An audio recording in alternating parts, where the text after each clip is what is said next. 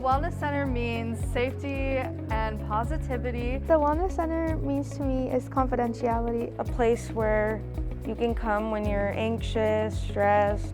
What can you utilize the Wellness Center for? De-stressing from school. De-stressing from school. What else? If you have a problem, you can go here and ask for help. Each of our high schools has a wellness center.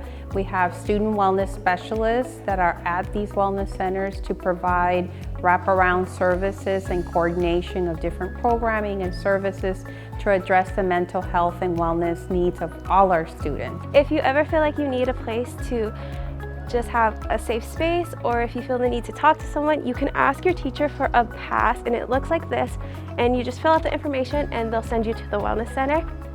And when you first come into the Wellness Center, you will be asked to fill out this intake form, just so we have all your information. So is this your first time in the Wellness Center? It is. Okay, so in the Wellness Center, we have different activities. You can join in on group over there, use the calming zone or activities. And we have 2 wellness specialists. I think the main thing is talking to kids, just being there for emotional support, mental support. In these rooms, there's a lot of relaxing, de-stressing tools, and that'll help kids to open up.